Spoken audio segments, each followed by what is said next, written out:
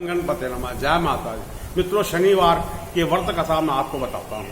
शनिवार का व्रत रखने वाले व्यक्ति को एक ही बार भोजन करना चाहिए। भोजन में काले तिल उड़द का विशेष महत्व है। शनिदेव की पूजा में तांबे के पैसे, काले उड़द और काला वस्त्र चढ़ाया जाता है। इससे शनिदेव प्रसन्न होते हैं। शनिदेव कथा प्रारंभ। एक दिन सातों ग्रह सूर्य, चंद्र, मंगल, बुध, बृहस्पति, शुक्र, शनि बैठे हुए इस बात का विवाद छेड़ बैठे कि समस्त ग्रहों में कौन सा सबसे बड़ा है। इसका निर्णय करने के लिए सभी ग्रह राजा इंद्र के दरबार में उपस्थित हुए। इंद्र ने सोचा, यदि किसी ग्रह को मैं महान कह दूंगा तो शेष 8 ग्रह मुझसे नाराज हो जाएंगे। इसलिए वे हाथ जोड़कर कहने लगा, देवगण, मैं आप लोगों का निर्णय करने में असमर्थ हूँ, इसलिए आप पृथ्वी पर विक्रमादित्य के पास जाइए।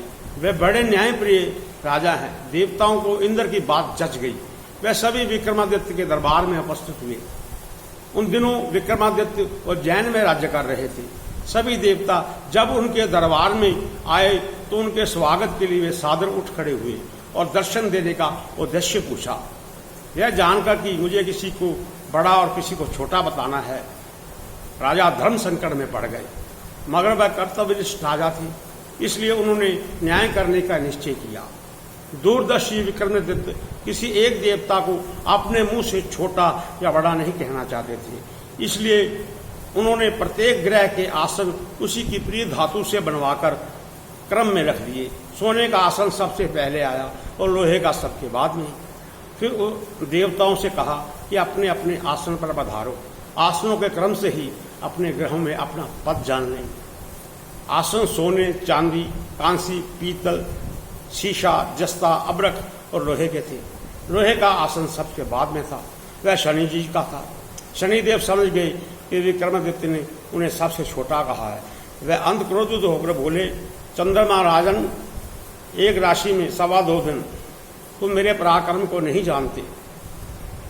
सूर्य एक राशि में 1 महीना, चंद्रमा 2.25 दिन, मंगल 1.5 मास, बृहस्पति 13 महीने, बुध और शुक्र केवल 1 मास और राहु केतु उल्टे चलते हैं। 18 मास तक एक राशि पर रहते हैं। मैं एक राशि पर 2.5 से 7.5 साल तक रहता हूँ।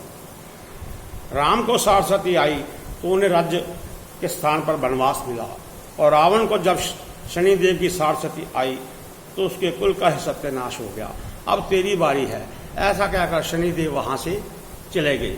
समय अनुसार राजा विक्रमादित्य पर सरस्वती आई। तब शनिदेव घोड़ों का स्वागत बनकर उज्जैन में पधारे और उनके मायावी घोड़े बहुत ही मन भावन थे। राजा घोड़े के सदागर के आने का समाचार सुनकर अशोकपाल को उनको देखने के लिए और छांटने के लिए भेजा।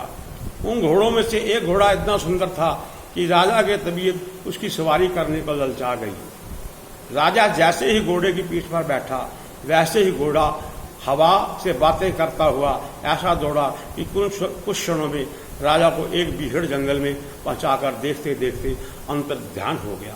अब तो राजा विक्रमादित्य जंगलों में मारे मारे फिरने लगे। भटकते भटकते एक नगर में पहुंचे। वहां उनकी भेंट नगर सेठ से हुई। सेठ ने उन्हें भूखा प्यासा देखकर खाना खिलाया और दुकान पर एक और बैठ जाने दिया। शनि महाराज की कृपा से उस दिन सेठ को बहुत खूब आमदनी हुई। सेठ ने राजा को भाग्यवान पुरुष समझकर अपने यहाँ रखने का फैसला कर लिया। सेठ राजा को अपने घर ले गया। जिस समय राजा भोजन कर रहा था, उस कमरे की खूंटी पर एक 9 लख हार टंगा था। राजा की जैसे ही उस पर नजर गई, खूंटी उस हार को देखते देखते निगल गई। कुछ देर बाद सेठ कमरे में आया, उस खूंटी पर हार ना पाया तो राजा को हार की चोरी के अपराध में पकड़वा दिया। न्याय अधिपति ने राजा के दोनों हाथ पैर काटने की आज्ञा दी। उस राजा को चौरंगिया बन गया। उस नगर के एक तेली को राजा पर दया आ गई। वह उसे उठा लाया। उसने उसे कोल्लू के पीछे बैठा दिया ताकि बैल अपनी आवाज से हाँक सके। 7.5 बीतने पर उसी काल बचा था कि एक दिन राजा को वर्षा ऋतु में मल्हार राग गाने की सूझी। रात की खामोशी में उसकी मनमोहक ध्वनि राजकुमारी के कानों में पड़ी।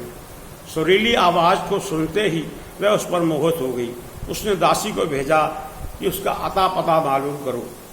रागी चौरंगिया है सुनकर राजकुमारी ने प्रण कर लिया कि अगर वह विवाह करेगी तो उसी से करेगी, वरना आजीवन अविवाहित रहेगी। सुबह जब राजा रानी को मालूम हुआ तो वह उसे समझाने की कोशिश करने लगे, मगर राजकुमारी किसी भी तरह अपने प्रण को तोड़ने को तैयार नहीं थी। विवश होकर राजा रानी को मानना पड़ा और राजा ने तेली को बुलाकर आदेश दिया कि वह चौरंगिया की शादी मेरी लड़की के साथ करने का इंतजाम करे। राज आज्ञावश तेली ने चौरंगिया की शादी का प्रबंध करना पड़ा। राजकुमारी और चौरंगिया का विवाह करा दिया गया। वह 60 सती की अंतिम राशि थी। उस रात आधा बीतते ही चौरंगिया को शनिदेव स्वप्न में दिखाई दिए।